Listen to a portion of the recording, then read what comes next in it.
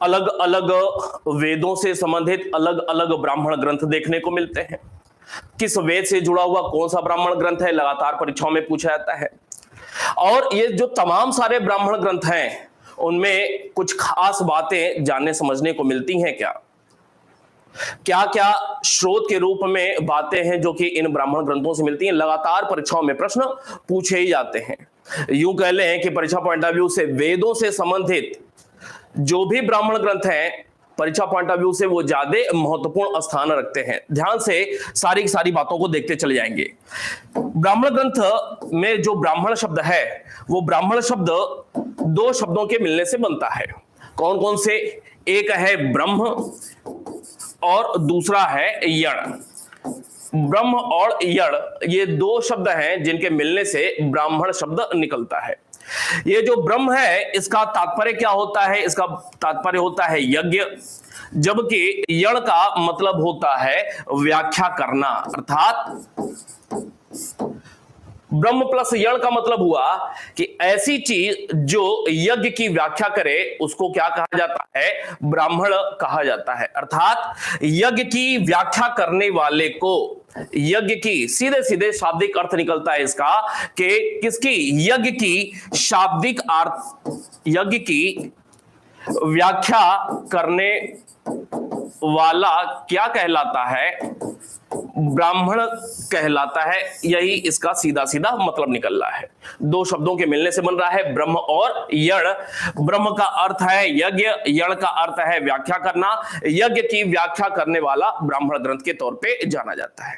दूसरी महत्वपूर्ण बात है कि ये जो ब्राह्मण ग्रंथ है किसके परिशिष्ट के तौर पे जाने जाते हैं? तो दूसरी महत्वपूर्ण बात है कि ब्राह्मण ग्रंथ, परीक्षा पॉइंट ऑफ व्यू से सारी बातें महत्वपूर्ण है। ब्राह्मण ग्रंथ वेदों के परिशिष्ट के तौर पे जाने जाते हैं। किसके? वेदों के परिशिष्ट। अर्थात वेदों को समझने के लिए ब्राह्मण ग्रंथ अपने आप में महत्वपूर्ण स्थान रखता है।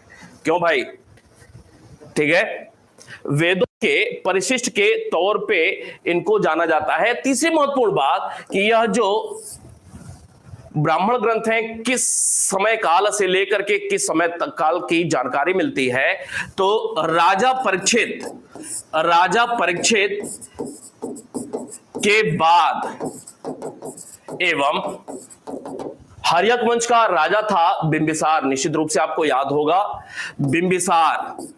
बिंबिसार के पहले तक की जानकारी का स्रोत ब्राह्मण ग्रंथ है। अर्थात राजा परीक्षित के उदय के बाद से और बिंबिसार के पहले, इन दोनों के बीच का जो समय काल है, ब्राह्मण ग्रंथ इस समय काल की जानकारी देता है। चौथी महत्वपूर्ण बात है कि ये जो ब्राह्मण ग्रंथ हैं इनकी रचना क्यों हुई? अपने आप में एक महत्वपूर्ण तथ्य निकल करके आता है कि ब्राह्मण ग्रंथों की रचना क्यों हुई। आप सारे लोगों को इस बात की जानकारी है कि ये जो वेद हैं वो वैदिक संस्कृत अर्थात जटिल संस्कृत भाषा में रचित हैं। वेदों की दो प्रकार की समस्या रही है। वेदों में दो प्रकार की समस्या देखने को मिलती है। पहला यह कि ये जो वेद हैं वो जटिल संस्कृत में रचित रहे, वैदिक संस्कृत के तौर पे इनको समझा जा सकता है। दूसरा, लगभग या यूं कह लें अधिकांश वेदों की रचना पद्य शैली में हुई है। आज भी आप जानते समझते हैं कि गद्य की तुलना में पद्य, वो भी संस्कृत में लिखा हुआ, कितना जटिल हो जाता है। गद्य शैली में कोई बात लिखी हुई होती है पैराग्राफ में, हमारे लिए पढ़ना और आसान हो जाता है, समझना आसान हो जाता है। लेकिन वही कुछ अगर मंत्र रूप में लिखा हुआ हो तो निश्चित रूप से मुश्किल हो जाता है। ऐसे में चूंकि यह दो समस्याएं रही हैं, इस वजह से वेदों की भाषा शैली आम जनता को समझ में नहीं आती थी। वेद में क्या बातें लिखी हुई है आम जनता समझ पाने में विफल रहती थी। इस वजह से वेदों में लिखी हुई बातों को आम जनता भी समझ सके, इस वजह से ही ब्राह्मण ग्रंथों की रचना हुई। अर्थात रचना का उद्देश्य क्या है? वेदों की बात आम जनता भी समझ सके, आम जनता भी समझ सके, यह इसका उद्देश्य रहा। इस वजह से ब्राह्मण ग्रंथों की रचना हुई। अब आम जनता समझ सके, इसके लिए दो बातें होना जरूरी था कि सरल संस्कृत का प्रयोग किया जाए, सरल संस्कृत भाषा में वेदों की बातें ब्राह्मण ग्रंथों में देखने को मिले। दूसरी महत्वपूर्ण बात कि यह निश्चित रूप से गद्य शैली में होना चाहिए। पद्य समझना मुश्किल है, गद्य शैली में होना चाहिए। तो ब्राह्मण ग्रंथों की रचना वेदों को समझने के लिए सरल संस्कृत भाषा में गद्य शैली में किया गया था। बड़ा ही महत्वपूर्ण तथ्य निकल करके आता है कि ब्राह्मण ग्रंथों की रचना गद्य शैली में हुई है, पद्य शैली में नहीं हुई है। लगातार यह भी प्रश्न पूछा हुआ है। दूसरी महत्वपूर्ण बात, सरल संस्कृत भाषा में ब्राह्मण ग्रंथों की रचना होती है। अब यहीं से एक बात और जुड़ जाती है, वो यह एक प्रश्न निकलता है कि संस्कृत गद्य का प्राचीनतम रूप कहां देखने को मिलता है। तो संस्कृत गद्य का प्राचीनतम रूप ब्राह्मण ग्रंथों में ही देखने को मिलता है। सरल संस्कृत भाषा में ब्राह्मण ग्रंथों की रचना होती है, गद्य शैली में रचना होती है। तो ब्राह्मण ग्रंथ पद्य शैली में नहीं, गद्य शैली में है, एक बात। दूसरी बात, सरल संस्कृत भाषा में है, आम जनता भी समझ सके। और संस्कृत का इसी के साथ निकलता है एक तथ्य कि संस्कृत गद्य का प्राचीनतम स्वरूप ब्राह्मण ग्रंथों में देखने को मिलता है। अगली महत्वपूर्ण बात, क्या प्रत्येक वेद से जुड़े हुए ब्राह्मण ग्रंथ हैं? निश्चित रूप से प्रत्येक वेद से संबंधित ब्राह्मण ग्रंथ देखने को मिलते हैं। आप जितना जानते हैं उससे बहुत ज्यादा नई जानकारी आपको देखने को मिलेगी। पहला वेद है ऋग्वेद। ऋग्वेद से जुड़े हुए जो ब्राह्मण ग्रंथ हैं उनमें एक का नाम आता है ऐतरेय ब्राह्मण और कौशितकी ब्राह्मण। ऐतरेय और कौशितकी, ये दो ब्राह्मण ग्रंथ हैं ऋग्वेद से जुड़े हुए। ऐतरेय जो ब्राह्मण ग्रंथ है उसके लिए एक दूसरे शब्द का भी प्रयोग होता है। कौशितकी जो ब्राह्मण ग्रंथ है इसके लिए भी कोई बताएगा कि कौन से शब्दों का प्रयोग होता है? किसी को पता है? जल्दी बताएं। ऐतरेय ब्राह्मण के लिए एक दूसरे शब्द का प्रयोग होता है। ऐतरेय ब्राह्मण को पंचिका के नाम से भी जाना जाता है। याद करेंगे, पंचिका ऐसे लिखा जाता है या फिर ऐसे भी पंचिका लिखा जाता है। कौशितकी को शंखायन ब्राह्मण के नाम से भी जाना जाता है। कौशितकी ब्राह्मण को शंखायन ब्राह्मण के नाम से भी जाना जाता है। ऐतरेय को पंचिका ब्राह्मण के नाम से भी जाना जाता है। दूसरी महत्वपूर्ण बात, ये जो सामवेद है, सामवेद से जुड़े हुए जो ब्राह्मण ग्रंथ हैं उनमें एक नाम पंचविश, एक नाम खडविश, पंचविश, खडविश। तीसरा एक बड़ा ही महत्वपूर्ण नाम जैमिनीय ब्राह्मण। चौथा नाम वंश, आप ये नहीं जानते होंगे, वंश ब्राह्मण। एक पांचवा नाम सामविधान ब्राह्मण ग्रंथ किससे संबंधित है? सामवेद से संबंधित सामविधान ब्राह्मण ग्रंथ है। इन सारे के सारे ब्राह्मण ग्रंथों में क्या क्या महत्वपूर्ण बातें हैं, परीक्षा पॉइंट ऑफ व्यू से महत्व रखती हैं। क्यों? क्योंकि लगातार यहां से प्रश्न पूछे जाते हैं। वर्तमान स्थिति यही है, हाल फिलहाल के एग्जाम्स में साल 2 साल में देखा जाए तो वेदों से जुड़े हुए प्रश्न कम, ब्राह्मण ग्रंथ या उपनिषद से संबंधित प्रश्न ज्यादा देखने को मिलते हैं। अगली बात करेंगे, तीसरा जो वेद है वो है यजुर्वेद। तीसरा यजुर्वेद। यजुर्वेद से जुड़े हुए जो ब्राह्मण ग्रंथ हैं उनमें एक नाम आता है तैत्तिरीय का। तैत्तिरीय और शतपथ नाम याद होगा आपको, तैत्तिरीय और शतपथ। ये जो तैत्तिरीय ब्राह्मण है इसका संबंध कृष्ण यजुर्वेद से है, कृष्ण यजुर्वेद से है, जबकि शतपथ ब्राह्मण का संबंध शुक्ल यजुर्वेद से है, शुक्ल यजुर्वेद से इसका संबंध है। जबकि जो चौथा ब्राह्मण ग्रंथ है, ये चौथा वेद है अथर्ववेद। अथर्ववेद से जुड़ा हुआ एकमात्र ब्राह्मण ग्रंथ है जिसका नाम है गोपथ। गोपथ। अब अगर यह प्रश्न पूछा गया कौन सा एक वेद है जिसका एकमात्र ब्राह्मण ग्रंथ उपलब्ध है, तो एकमात्र ब्राह्मण ग्रंथ यही अथर्ववेद का है, गोपथ नाम से। अलग अलग प्रकार से प्रश्न पूछे जा सकते हैं। बारी बारी से बात करते हैं। सबसे पहला था ऋग्वेद के ब्राह्मण ग्रंथ। ऋग्वेद के ब्राह्मण ग्रंथ,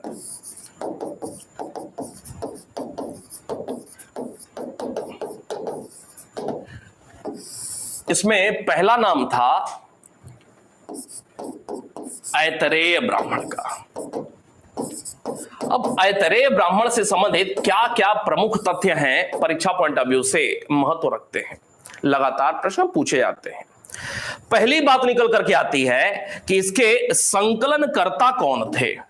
किसी को याद हो तो बताएं। ऐतरेय ब्राह्मण की बात हो रही है, इसके संकलनकर्ता कौन थे, तो आपको याद होना चाहिए कि इसके संकलनकर्ता जो थे ना, उनका नाम है महिदास ऐतरेय। महिदास ऐतरेय पूरा नाम। क्योंकि इनके नाम में ऐतरेय है तो इनके नाम से ही जुड़ा हुआ यह ब्राह्मण ग्रंथ नामकरण हो जाता है ऐतरेय ब्राह्मण के नाम से। ऐतरेय इनके नाम में कैसे जुड़ा, इसकी भी एक कहानी रही है। इतिरा का पुत्र होने की वजह से इनको ऐतरेय कहा गया। पूरा नाम महिदास ऐतरेय। तो ऐतरेय ब्राह्मण के संकलनकर्ता कौन हुए? महिदास ऐतरेय। दूसरी महत्वपूर्ण बात, क्या ऐतरेय ब्राह्मण पे किसी ने टीका लिखा है? हाँ, उत्तर है। किसने लिखा है? सायण। कोई मुझे बताएगा कि यह सायण जो है किस समय काल के विद्वान हैं? टीका सायण ने लिखी हुई है। किसने? सायण ने इस पर टीका लिखी हुई है। किस नाम से टीका लिखी हुई है? सायण संग्रह के नाम से यह टीका लिखी हुई है। सायण संग्रह। ऐतरेय ब्राह्मण पर जो रिसर्च लिखा है सायण ने लिखा है। किस नाम से लिखा हुआ है? सायण संग्रह के नाम से यह टीका लिखी हुई है। अगर मैं आपसे यह पूछ लूं कि ये जो सायण है किस समय काल के विद्वान हैं, तो उत्तर है आपका विजयनगर। विजयनगर। और अगर यह भी पूछ लिया गया कि सायण किस राजा के दरबारी रहे हैं, समकालीन रहे हैं, आपको याद होगा एक नाम बुक्का प्रथम का। बुक्का प्रथम एंड हरिहर द्वितीय। बुक्का प्रथम और हरिहर द्वितीय के यह समकालीन के तौर पे जाने जाते हैं। क्लियर है भाई? याद रहेगा। अगली बात करेंगे, इसमें जानकारी क्या क्या मिलती है। ऐतरेय ब्राह्मण की हम लोग बात कर रहे हैं, जानकारी क्या क्या मिलती है। इस ऐतरेय ब्राह्मण में क्या क्या खास बातें लिखी हुई हैं जो कि परीक्षा पॉइंट ऑफ व्यू से महत्व रखती हैं। जानकारी क्या क्या मिलती है, ध्यान से देखेंगे। तो पहली बात, यहां पे बारी बारी से देखते चले जाते हैं क्या क्या जानकारी मिलती है। राज्य की उत्पत्ति, नोट करेंगे, राज्य की उत्पत्ति या राजा की उत्पत्ति कैसे हुई, इसके संदर्भ में सिद्धांत मिलते हैं। के सिद्धांत कहां पर देखने को मिलते हैं? सीधे सीधे प्रश्न पूछा जाता है। कैसे? कि राज्य की उत्पत्ति के सिद्धांत निम्नलिखित में से कहां देखने को मिलते हैं, कहां से प्राप्त होते हैं? तो ऐतरेय ब्राह्मण, कौशितकी ब्राह्मण, गोपथ ब्राह्मण, शतपथ ब्राह्मण, ये चार ऑप्शन हो गए। अगर आपको याद है तो अच्छी बात है, नहीं याद है तो निश्चित रूप से गलत होगा। दूसरी महत्वपूर्ण बात, राज्याभिषेक के नियम कहां पर देखने को मिलते हैं? राज्याभिषेक संबंधी नियम कहां पर देखने को मिलते हैं? तो राज्याभिषेक संबंधी नियमों का उल्लेख ऐतरेय ब्राह्मण में ही देखने को मिलता है। नोट कर रहे हैं? जब राजाभिषेक की बात आ गई तो यहीं पे एक तीसरा तथ्य निकल करके आ जाएगा कि राजसूय यज्ञ का उल्लेख कहां पे मिल रहा है। तो राजसूय यज्ञ हो गया, चाहे सोम यज्ञ हो गया, या ऐन्द्र का मतलब इंद्र, महाभिषेक यज्ञ का उल्लेख कहां पर देखने को मिलता है? का उल्लेख ऐतरेय ब्राह्मण में देखने को मिलता है। राजसूय यज्ञ का उल्लेख, सोम यज्ञ का उल्लेख, ऐन्द्र महाभिषेक यज्ञ का उल्लेख, विभिन्न प्रकार के वैदिक काल में यज्ञ होते थे, 3 यज्ञ आपके सामने हैं, का उल्लेख ऐतरेय ब्राह्मण में होता है। कौन से एक स्रोत में, निम्नलिखित में से कौन से एक स्रोत में भारत का विभाजन 5 भागों में किया गया है? तो भाई ऐतरेय ब्राह्मण में भारतीय उपमहाद्वीप का विभाजन कितने भागों में? का विभाजन 5 भागों में देखने को मिलता है। कितने भाग में? 5 भाग में। ऐतरेय ब्राह्मण में दूसरे प्रकार का प्रश्न, ऐतरेय ब्राह्मण में भारतीय उपमहाद्वीप का या भारत का विभाजन कितने भागों में? 4, 5, 6, 7, यह 4 विकल्प हो गए। उत्तर होगा आपका 5 भाग में। दूसरे प्रकार का प्रश्न कि भारतीय उपमहाद्वीप का 5 भागों में विभाजन कौन से ब्राह्मण ग्रंथ में या कौन से स्रोत में मिलता है? उत्तर है ऐतरेय ब्राह्मण। कौन सा एक ब्राह्मण ग्रंथ है जिसमें लड़की को अर्थात बालिका को कृपण कहा गया है? कृपण कहा गया है। अब ये क्या है? अब 2 बातें निकल करके आती हैं। एक तो ये कि कृपण का निम्नलिखित में से क्या अर्थ है। दूसरी बात कि किसको कृपण कहा गया है? उत्तर है लड़की को, बालिका को कृपण कहा गया है। कृपण का अर्थ क्या है? दुख देने वाली, दुख देने वाली। अर्थात ऐतरेय ब्राह्मण में जिस समय काल की, वैदिक काल की यह जानकारी दे रहा है, ऐतरेय ब्राह्मण में कन्या के जन्म को दुख का कारण बताया गया है। बात समझिएगा, अथर्ववेद में कन्या के जन्म को दुख का कारण बताया गया है। अथर्ववेद में सीधे सीधे लिखा हुआ है, वहां पे कन्या का जन्म दुख का कारण है। अथर्ववेद में यह बात लिखा हुआ है। लेकिन ऐतरेय ब्राह्मण में लड़की के स्थान पर कृपण शब्द का प्रयोग किया गया है और कृपण का अर्थ है दुख देने वाली। याद रहेगा। इसके अलावा कौन सा एक ब्राह्मण ग्रंथ है जिसमें राजा को विषमत्ता कहा गया है? विषमत्ता कहा गया है। विषमत्ता कहा गया है। विषमत्ता का अर्थ क्या है? पहले तो ये समझ लें। तो भाई विषमत्ता का अर्थ है लोगों का भक्षण करने वाला, भक्षण करने वाला। अगर लोगों में भी कुछ एक वर्ग को पूछ लिया गया, किस एक वर्ग का? तो वैश्यों का भक्षण करने वाला। अब भक्षण का मतलब खाएगा तो नहीं, भोजन के स्थान पर। ब्राह्मण, क्षत्रिय, वैश्य, शूद्र, यह 4 वर्ण रहे प्राचीन काल में। इन 4 वर्णों के अलग अलग दायित्व या कर्तव्य भी रहे। इनमें से जो तीसरा वर्ण था वैश्य वर्ण के दायित्वों में 2-3 प्रकार के कार्य, जैसे कृषि का कार्य, पशुपालन का कार्य, व्यापार वाणिज्य का कार्य, अर्थात आर्थिक गतिविधि से संबंधित या अर्थव्यवस्था के विभिन्न पहलुओं से संबंधित जो जुड़ा हुआ वर्ण था वो था वैश्य वर्ण। और एकमात्र करदाता के रूप में राज्य को, जनपद को या राजा को या राज्य को एकमात्र कर देने वाला टैक्स पेई जो वर्ग है, वर्ण है, वो है वैश्य वर्ण। क्योंकि राजा वैश्यों से टैक्स वसूल रहा है, कर वसूल रहा है, इस वजह से राजा को विषमत्ता कहा गया है। इसी संदर्भ में लोगों को या वैश्यों का भक्षण करने वाला शब्दावली का प्रयोग हुआ है। दो प्रकार की बातें, विषमत्ता का अर्थ क्या है, क्लियर हो गया विषमत्ता का अर्थ क्या है। दूसरी महत्वपूर्ण बात, निम्नलिखित में से किसके लिए विषमत्ता शब्द का प्रयोग किया गया है। बात समझ में आ रही है, निम्नलिखित में से किसके लिए विषमत्ता शब्द का प्रयोग किया गया है, तो उत्तर है राजा के लिए विषमत्ता शब्द का प्रयोग किया गया है।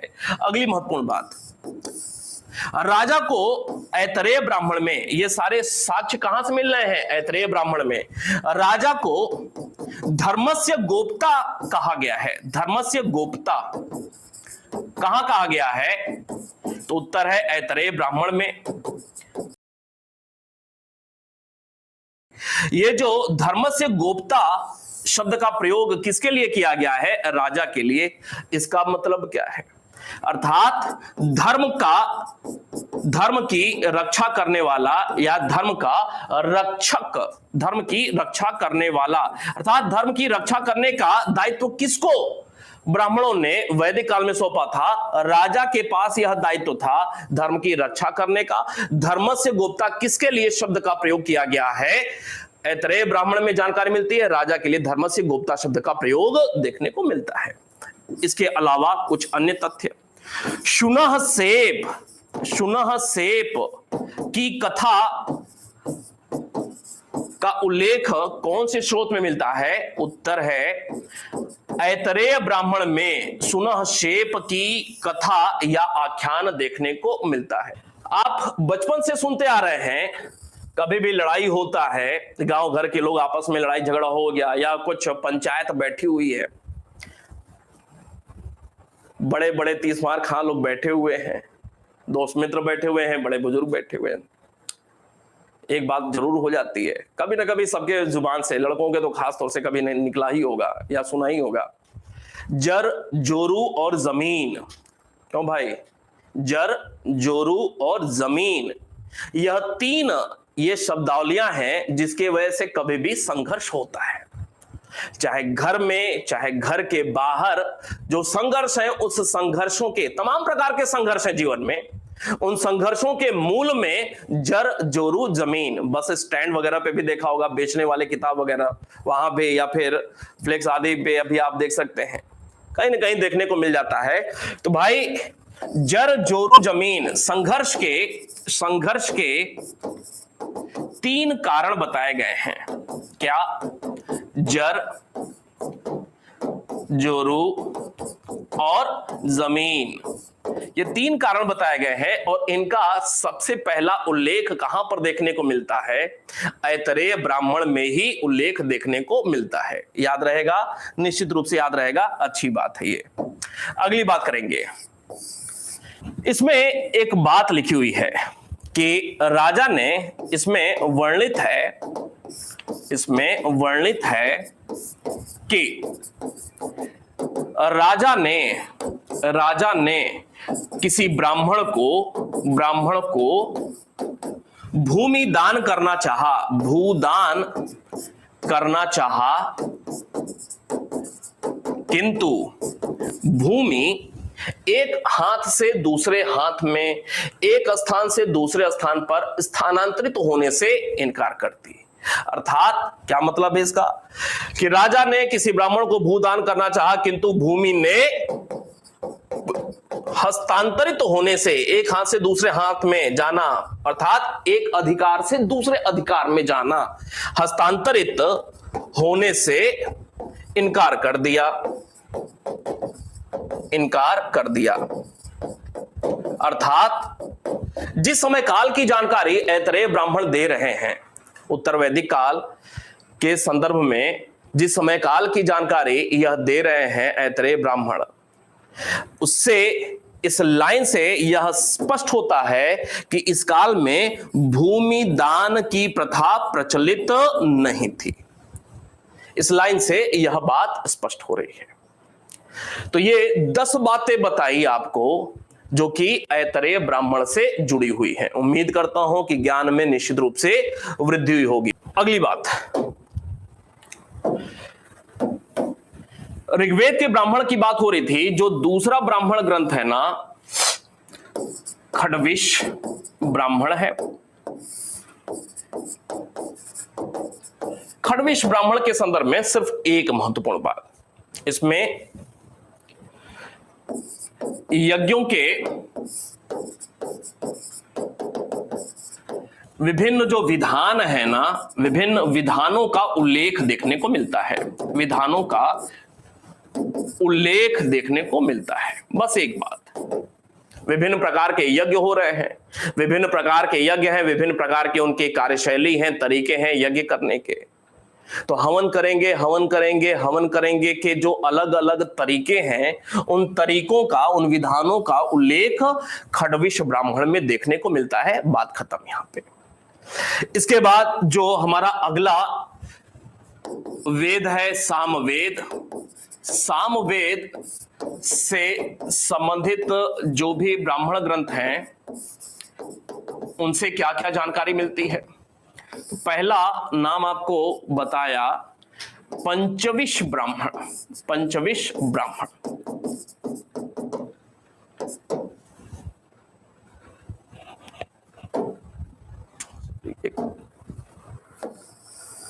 ये खडविश नहीं था,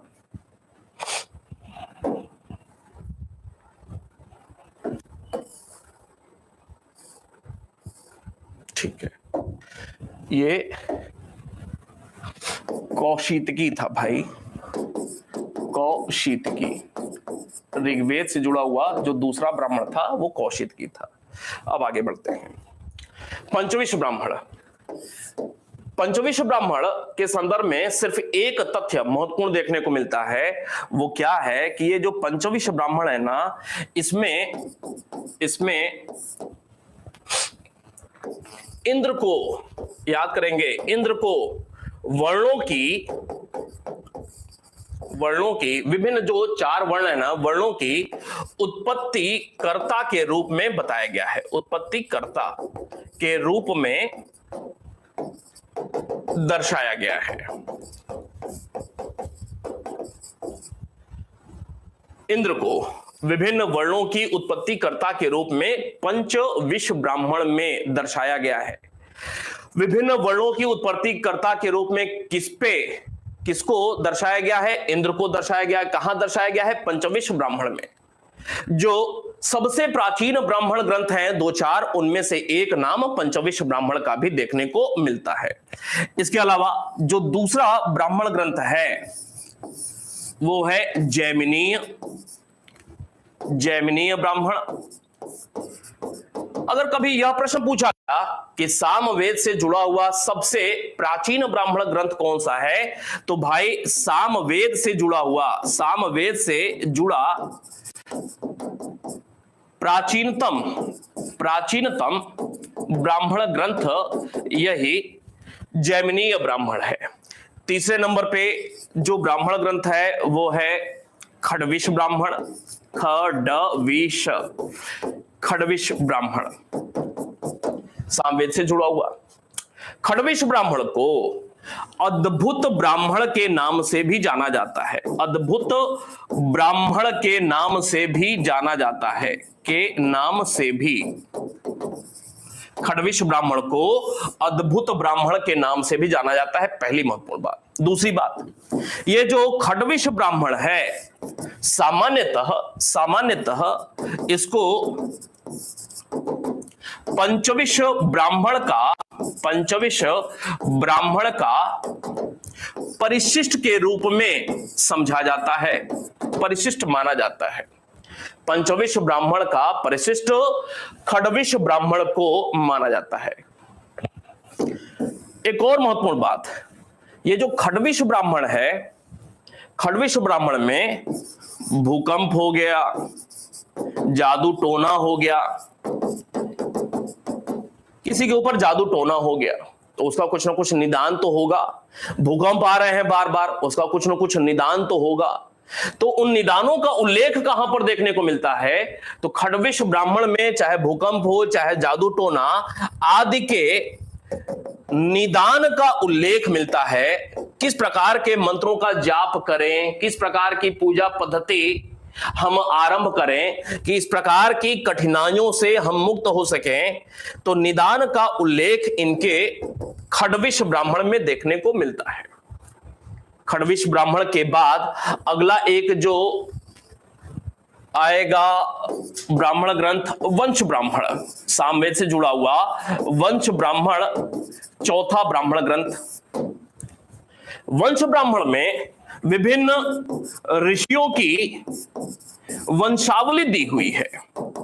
कौन से एक ब्राह्मण ग्रंथ में, कौन से निम्नलिखित में से किस स्रोत में ऋषियों की वंशावली दी गई है, तो वंश ब्राह्मण में ऋषियों की वंशावली ज्ञात होती है। जबकि एक अगला लास्ट आपको बताया साम विधान ब्राह्मण, किससे संबंधित है, सामवेद से संबंधित है। साम विधान ब्राह्मण जो भी तर त्योहार आते हैं, आमतौर पे घर के पुरुष या महिलाएं व्रत साधना करती हैं, तो ये जो तमाम प्रकार के भारतीय संस्कृति में व्रतों का विधान है,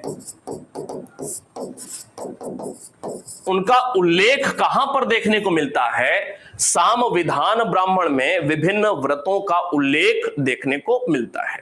याद रहेगा। यजुर्वेद के ब्राह्मण ग्रंथों की बात करते हैं। यजुर्वेद के ब्राह्मण ग्रंथ कुछ है नहीं, 2-3 बार आंख के सामने से गुजारे सब कुछ, इतना कम से कम दिमाग में होना चाहिए ना। जैसे एक कहावत है, करत करत अभ्यास के जड़मती हो सुजान, प्रैक्टिस मेक्स मन परफेक्ट।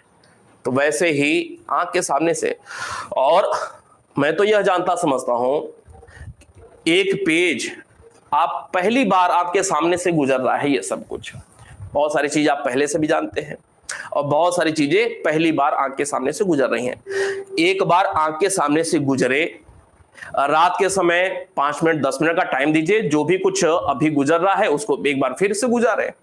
कल सुबह जब सो करके उठे एक बार और गुजारे, जब क्लास हो तो एक बार और गुजारे। कहने का मतलब है 1 पेज 2 पेज 3 पेज, कितना टाइम लगेगा भाई?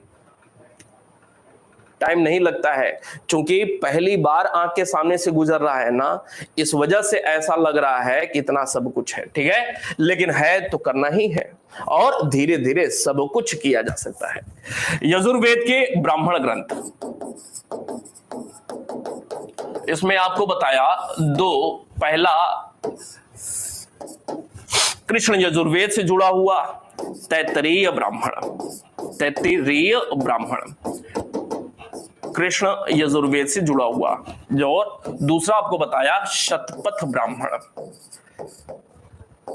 किससे जुड़ा हुआ, शुक्ल यजुर्वेद से जुड़ा हुआ। ये जो तैत्तिरीय ब्राह्मण है, एक प्रश्न बनेगा कि पंच महायज्ञ का उल्लेख कहां पर देखने को मिलता है, तो भाई पंच महायज्ञ का उल्लेख, पंच महायज्ञ का उल्लेख तैत्तिरीय ब्राह्मण में देखने को मिलता है, यजुर्वेद से जुड़ा हुआ है। दूसरी महत्वपूर्ण बात, 3 प्रकार के ऋणों का उल्लेख, 3 ऋण, कौन कौन से ऋण, तो भाई भूत ऋण,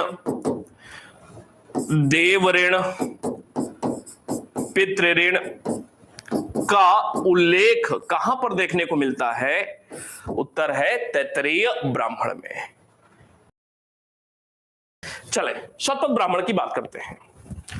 ये जो शतपथ ब्राह्मण है, एक प्रश्न कि कौन सा ब्राह्मण ग्रंथ है जो कि सर्वाधिक प्राचीन है, अर्थात पहला ब्राह्मण ग्रंथ जिसकी रचना हुई कौन सा ब्राह्मण ग्रंथ है, उत्तर है शतपथ ब्राह्मण। दूसरा सर्वाधिक प्राचीन या कह लें प्राचीनतम, एक ही चीज है। दूसरा सबसे बड़ा ब्राह्मण ग्रंथ कौन सा है, तो सबसे बड़ा ब्राह्मण ग्रंथ शतपथ ब्राह्मण ही है, पहला और सबसे बड़ा। इसके लेखक कौन रहे, रचयिता कौन है, तो इसके लेखक याज्ञवल्क्य साहब हैं। कौन, याज्ञवल्क्य साहब शतपथ ब्राह्मण के लेखक माने जाते हैं। कितने भाग में है यह, तो यह कुल 14 भाग में है। कितने, 14 भाग या 14 अध्याय में बटा हुआ है शतपथ ब्राह्मण। याद रहेगा। अगली महत्वपूर्ण बात, चूंकि सबसे बड़ा है और सबसे प्राचीन है तो इसका अपने आप में बड़ा ही महत्व है। ऐतिहासिक दृष्टि से, अगली महत्वपूर्ण बात, ऐतिहासिक दृष्टि से ऋग्वेद के बाद शतपथ ब्राह्मण का ही महत्वपूर्ण स्थान देखने को मिलता है, महत्वपूर्ण स्थान है। ऋग्वेद के बाद सामवेद भी नहीं, यजुर्वेद भी नहीं, ऐतिहासिक दृष्टि से अर्थात ऐतिहासिकता की दृष्टि से, जहां से हमें ज्यादा से ज्यादा इतिहास परक जानकारी मिल रही है, तो ऋग्वेद का पहला स्थान और ऋग्वेद के बाद दूसरे नंबर पे शतपथ ब्राह्मण का ही स्थान ऐतिहासिक दृष्टि से देखने को मिलता है। चले, कौन कौन सी जानकारी मिलती है वो देखते हैं। शतपथ ब्राह्मण से क्या क्या जानकारी मिलती है अब वो देखते हैं। छठा, इसमें जानकारी क्या क्या है। पहली बात, याज्ञवल्क्य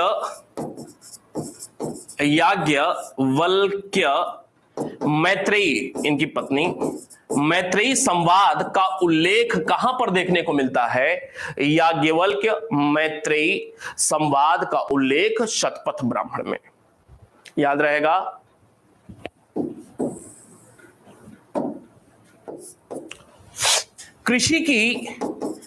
कृषि कार्य जब होता है तो तमाम सारे इसमें काम होते हैं।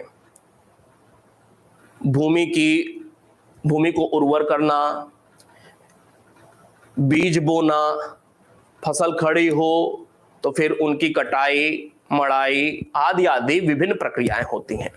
कृषि की तमाम प्रक्रियाओं का उल्लेख कहां पर हुआ है? शतपथ ब्राह्मण में हुआ है। पुनर्जन्म का सिद्धांत कहां पर उल्लिखित है? पुनर्जन्म का सिद्धांत, उत्तर है शतपथ ब्राह्मण में। राम कथा का उल्लेख प्रथमतः कहां पर हुआ है? तो उत्तर है शतपथ ब्राह्मण में। भगवान विष्णु के मत्स्यावतार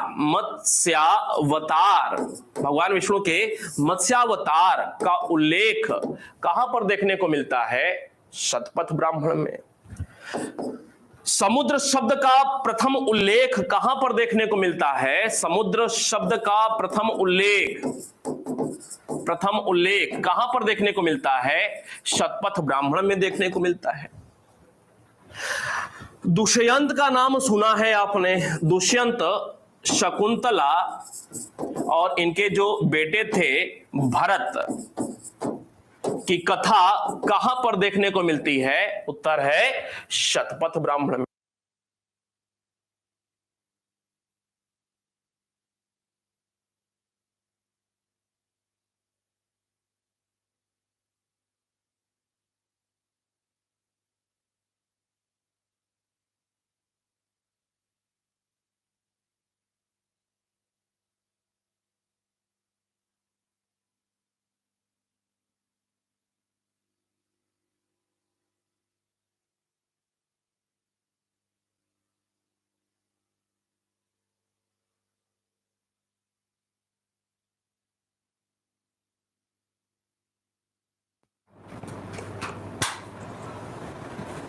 आवाज आ रही है? ठीक, आवाज आ रही है? ठीक, चले।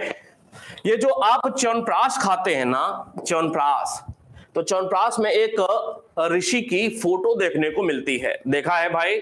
ध्यान में है? ये जो च्यवनप्राश कभी खाते हैं आप या बचपन में खाए होंगे तो सामने साक्षात एक ऋषि बैठे हुए हैं। वो ऋषि कौन है? ऋषि च्यवन है, च्यवन। तो ऋषि च्यवन को आजीवन यौवन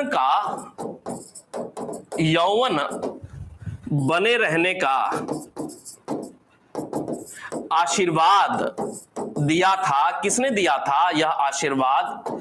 ये अश्विनी कुमार देव ने, अश्विनी कुमार ने दिया था यह आशीर्वाद। और इसका उल्लेख कहां पर देखने को मिलता है? शतपथ ब्राह्मण में ही देखने को मिलता है।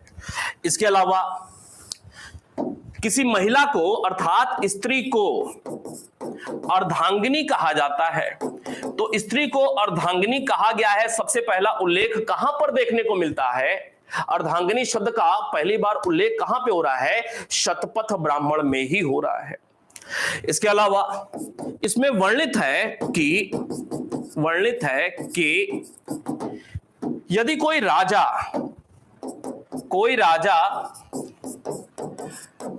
यदि राजसूय यज्ञ कर रहा है, राजसूय यज्ञ और वाजपेय यज्ञ कर रहा है, राजसूय और वाजपेय दोनों प्रकार का यज्ञ करता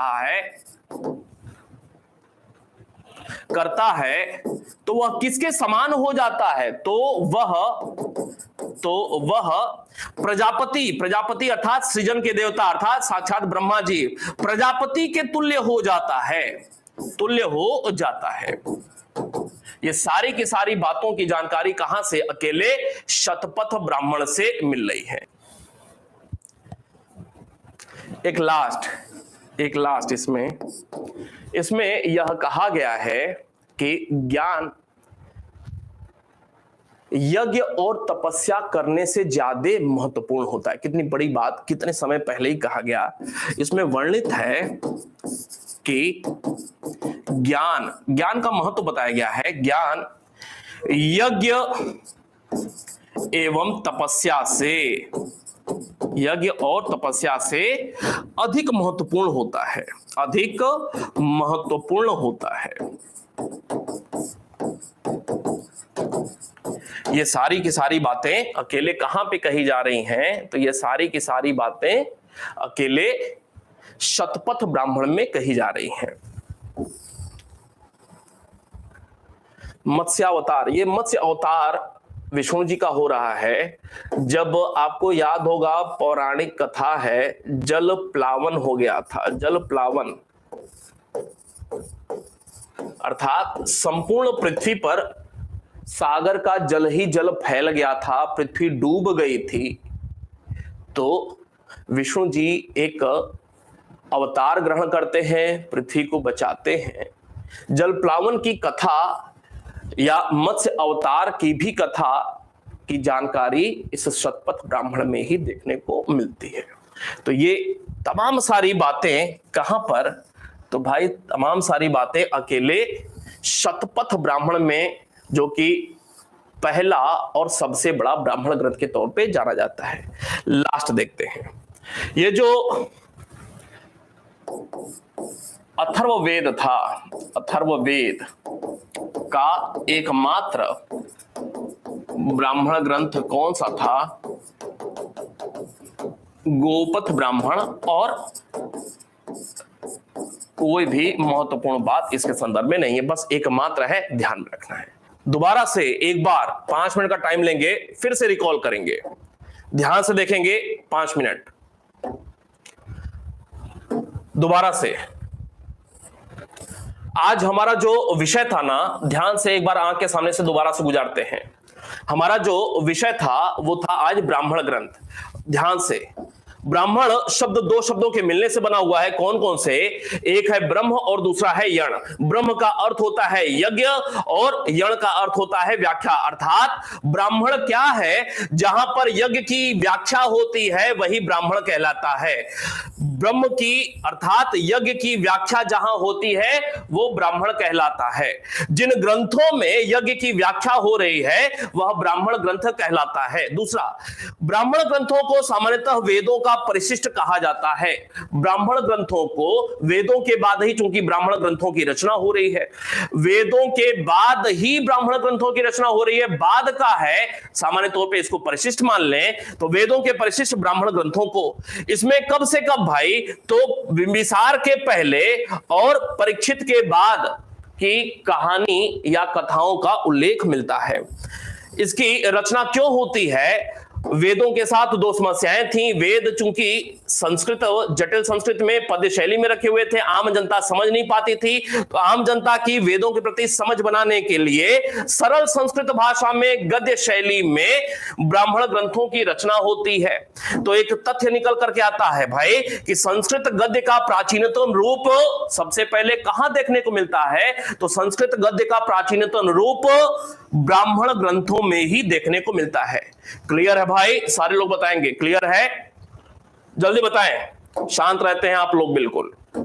अगली बात, मेरे साथ पढ़ाई का मतलब हाँ हाँ करते रहना है, ठीक वैसे ही जैसे एक बालक जब कहानी सुनता है ना, तो नाना नानी, दादा दादी, चाचा चाची, फूफा फूफी वगैरह वगैरह जो भी लोग हैं वो सुनना पसंद करते हैं, वैसे ही, ठीक है? बताएंगे जरा।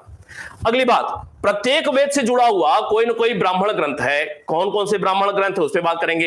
ऋग्वेद से जुड़ा हुआ जो ब्राह्मण ग्रंथ है ऐतरेय ब्राह्मण है, जिसको पंचिका या पंचिका के तौर पे जाना जाता है, कहा जाता है। दूसरा था कौशितकी, जिसको शंखायन ब्राह्मण के नाम से भी जाना जाता है।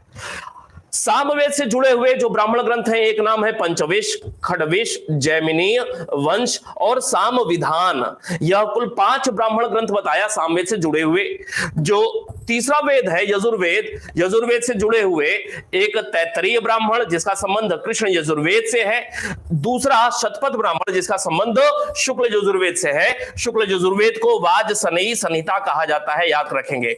अगर पेपर में यह प्रश्न पूछ लिया गया कि निम्नलिखित में से किसको वाजसनेयी संहिता कहा जाता है, अगर ऑप्शन ये भी है ऑप्शन ये भी है, तो ये गलत है भाई। शतपथ ब्राह्मण को वाजसनेयी संहिता नहीं कहा जा रहा है, बल्कि शुक्ल यजुर्वेद को वाजसनेयी संहिता कहा जाता है। एक बार प्रश्न ये पूछा हुआ था, लोगों ने गलत किया हुआ था। इसके बाद जो अगला वेद है अथर्ववेद, गोपथ ब्राह्मण एकमात्र अथर्ववेद का यह ब्राह्मण ग्रंथ है। बारी बारी से बात करते हैं। ये जो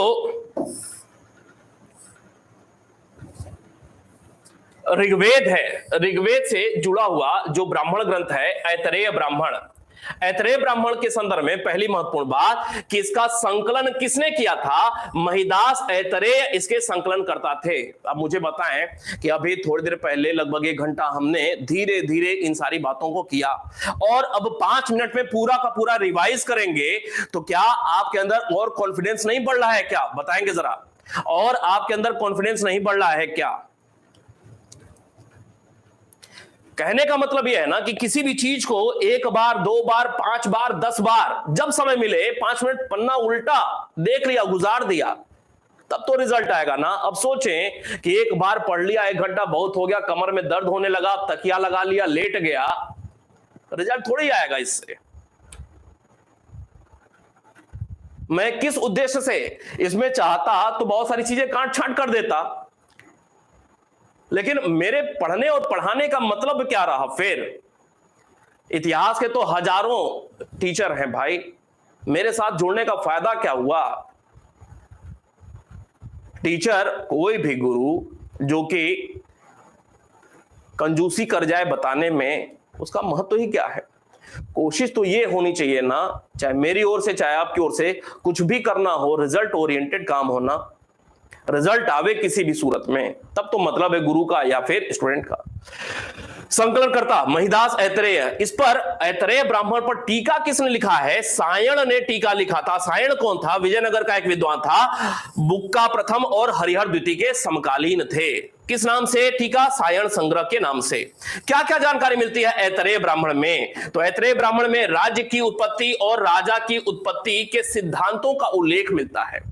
जुबान से बोलते रहे, राज्य की उत्पत्ति और राजा की उत्पत्ति के सिद्धांत का उल्लेख या वर्णन कहां पर? ऐतरेय ब्राह्मण में। दूसरा, राज्याभिषेक संबंधी नियम कहां पर उल्लेख?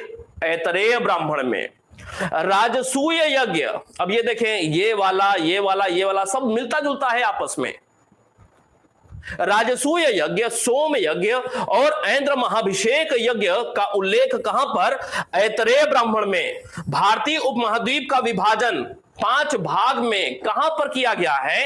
ऐतरेय ब्राह्मण में। यह 5 भाग भी कौन है? तो आपको पता होगा, एक नाम है उत्तरापथ, एक नाम है मध्य देश, तीसरा भाग है अपरांत, चौथा भाग है प्राच्य, पांचवा भाग है दक्षिणापथ। ये कुल पांच भागों में भारतीय उपमहाद्वीप का विभाजन किया गया है। उत्तरापथ मध्य देश, अपरांत, अपरांत का मतलब पश्चिम भारत, प्राच्य का मतलब पूर्वी भारत, दक्षिणापथ का मतलब नर्मदा नदी के नीचे, नर्मदा नदी के दक्षिण का भाग, ठीक है।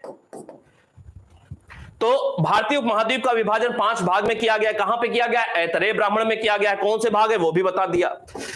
लड़की को कृपण शब्द का प्रयोग किया गया है। लड़की के लिए लड़की को कृपण कहा गया है। कृपण का अर्थ होता है दुख देने वाली। कहां उल्लेख किया गया है कृपण शब्द का? ऐतरेय ब्राह्मण में किया गया है। राजा को विषमत्ता कहा गया है। विषमत्ता किसको कहा जा रहा है? राजा को कहा जा रहा है। कहां कहा जा रहा है? ऐतरेय ब्राह्मण में।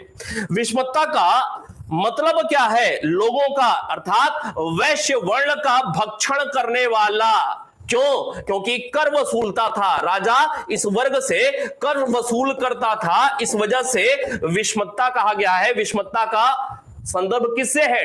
टैक्स से है, टैक्सेशन से है, ठीक है। राजा को न सिर्फ विषमत्ता कहा गया है ऐतरेय ब्राह्मण में, बल्कि धर्मस्य गोप्ता शब्द का भी प्रयोग किया गया है। धर्मस्य गोप्ता का मतलब धर्म की रक्षा करने वाला, धर्म का रक्षक। किसके लिए धर्मस्य गोप्ता शब्द का प्रयोग हुआ है? राजा के लिए हुआ है। सुना सेप की कथा या सुने सेप आख्यान का उल्लेख कहां पर देखने को मिलता है? तो भाई ऐतरेय ब्राह्मण में। संघर्ष के तीन कारण जर जोरू जमीन का उल्लेख कहां पर हुआ है? ऐतरेय ब्राह्मण में। इसके अलावा इसमें वर्णित है कि राजा ने ब्राह्मण को भूदान करना चाहा, किंतु भूमि ने हस्तांतरित होने से इनकार कर दिया। अर्थात उत्तर वैदिक काल में भूमि दान के साक्ष्य नहीं मिलते हैं। इसका प्रमाण कौन दे रहा है? ऐतरेय ब्राह्मण दे रहा है। आगे बात करेंगे। दूसरी बात थी ऐतरेय ब्राह्मण हो गया, फिर कौशिक की। तो इसमें यज्ञों के विभिन्न प्रकार के यज्ञ होते हैं। विभिन्न प्रकार के यज्ञों के अलग अलग विधान, उन विधानों का उल्लेख कहां पर हो रहा है? कौशिक की ब्राह्मण किससे संबंधित है? यह दूसरा ब्राह्मण ग्रंथ है ऋग्वेद का। बात करेंगे सामवेद के ब्राह्मण ग्रंथों की। तो सामवेद के जो ब्राह्मण ग्रंथ हैं, पहला नाम बताया आपको पंचविश ब्राह्मण। पंचविश ब्राह्मण में क्या जानकारी मिलती है? तो पंचविश ब्राह्मण किससे संबंधित है? सामवेद से संबंधित है। इसमें इंद्र को वर्ण की उत्पत्तिकर्ता के रूप में, किसको? इंद्र को विभिन्न वर्णों की, चार वर्ण है, उत्पत्तिकर्ता के रूप में दर्शाया गया है। किसको? इंद्र को। वर्णों के उत्पत्ति से संबंधित कौन सा एक देवता है? अगर प्रश्न यह पूछ लिया गया तब फिर वर्णों की, विभिन्न वर्णों की उत्पत्ति से संबंधित कौन सा देवता था? उत्तर होगा आपका इंद्र। अब डायरेक्ट ये प्रश्न नहीं लिखा हुआ है, लेकिन यहां पे हिडन है इसी में। इंद्र को वर्णों की उत्पत्ति करता कहा जा रहा है, तो वर्णों की उत्पत्ति से संबंधित देवता कौन? इंद्र। अगली बात, जैमिनी ब्राह्मण, सामवेद से जुड़ा प्राचीनतम ब्राह्मण ग्रंथ कौन है? अर्थात पंचविश ब्राह्मण से भी पुराना है। पंचविश ब्राह्मण से भी पुराना कौन सा है ब्राह्मण ग्रंथ? सामवेद का जैमिनी ब्राह्मण है। तीसरा खट्विश ब्राह्मण। खट्विश ब्राह्मण को अद्भुत ब्राह्मण भी कहा जाता है। निम्नलिखित में से कौन सा एक अद्भुत ब्राह्मण है? चार विकल्प आ गए। निम्नलिखित में से कौन सा एक अद्भुत ब्राह्मण के नाम से जाना जाता है? उत्तर है खट्विश ब्राह्मण। सामान्यतः पंचविश ब्राह्मण के परिशिष्ट के तौर पे जाना जाता है। तीसरी महत्वपूर्ण बात, भूकंप हो गया, जादू टोना आदि के निदान का उल्लेख कहां पर मिलता है? खट्विश ब्राह्मण में ही मिलता है। अगली महत्वपूर्ण बात, वंश ब्राह्मण से संबंधित विभिन्न ऋषियों की वंशावली का उल्लेख कौन से ब्राह्मण ग्रंथ में है? तो सामवेद का एक ब्राह्मण ग्रंथ है वंश ब्राह्मण। निश्चित रूप से आपको पहले से नहीं पता रहा होगा। पांचवा, सामविधान ब्राह्मण का संबंध सामवेद से है। सामविधान में विभिन्न व्रतों का उल्लेख देखने को मिलता है। अगली महत्वपूर्ण बात थी यजुर्वेद के ब्राह्मण ग्रंथ। इसमें दो ब्राह्मण ग्रंथ बताया, एक तैत्तरीय ब्राह्मण जो कि कृष्ण यजुर्वेद से संबंधित है। इसमें दो बातें बताया तैत्तरीय ब्राह्मण में। एक, पंच महायज्ञ का उल्लेख कहां पे? तैत्तरीय ब्राह्मण में। तीन ऋणों का उल्लेख कहां पे हो रहा है? तैत्तरीय ब्राह्मण में। दूसरा बताया शतपथ ब्राह्मण जो कि शुक्ल यजुर्वेद से संबंधित है, कि सर्वाधिक प्राचीन या प्राचीनतम ब्राह्मण ग्रंथ कौन सा है? शतपथ ब्राह्मण। सबसे बड़ा ब्राह्मण ग्रंथ शतपथ ब्राह्मण। कौन लेखक? याज्ञवल्क्य। कितने भाग में, अध्याय में बटा हुआ है? 14 भाग या अध्याय में बटा हुआ है। इसे ऐतिहासिक दृष्टि से यह ऋग्वेद के बाद शतपथ ब्राह्मण का ही स्थान देखने को मिलता है। एक बात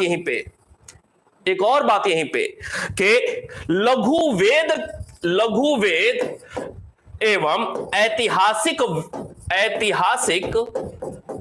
ग्रंथ या ब्राह्मण ग्रंथ किसको कहा जाता है? शतपथ ब्राह्मण को ही लघु वेद या फिर ऐतिहासिक ग्रंथ की श्रेणी में स्थान दिया गया है। याद रहेगा, लघु वेद या ऐतिहासिक वेद किसको कहा जाता है? शतपथ ब्राह्मण को ही कहा जाता है। अगली बात कि ऐतिहासिक दृष्टि से ऋग्वेद के बाद शतपथ ब्राह्मण का ही महत्वपूर्ण स्थान है। इसमें क्या क्या बातों की जानकारी मिल रही है? तो इसमें पहली बात आपको बताया कि याज्ञवल्क्य मैत्रेयी संवाद का उल्लेख कहां पर है? तो याज्ञवल्क्य मैत्रेयी संवाद का उल्लेख शतपथ ब्राह्मण में है। कृषि की तमाम प्रक्रियाओं का उल्लेख कहां पर? शतपथ ब्राह्मण में। पुनर्जन्म के सिद्धांत का उल्लेख कहां? शतपथ ब्राह्मण में। राम कथा का प्रथम उल्लेख कहां? शतपथ ब्राह्मण में।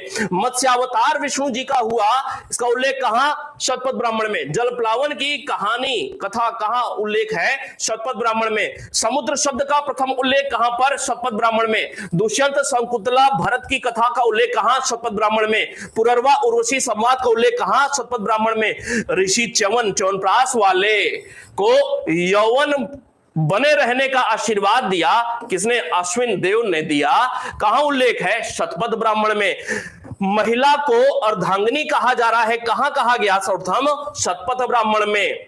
इसमें वर्णित है कि कोई राजा राजसूय यज्ञ या वाजपेयी यज्ञ कर लेता है तो वह प्रजापति के तुल्य हो जाता है। अर्थात किसी राजा की प्रजापति से तुलना कहां की जा रही है? शतपथ ब्राह्मण में। वर्णित है कि ज्ञान यज्ञ और तपस्या से अधिक महत्वपूर्ण है। ज्ञान को अधिक महत्वपूर्ण बताया गया है, सर्वाधिक महत्वपूर्ण बताया गया है। कहां पे? शतपथ ब्राह्मण।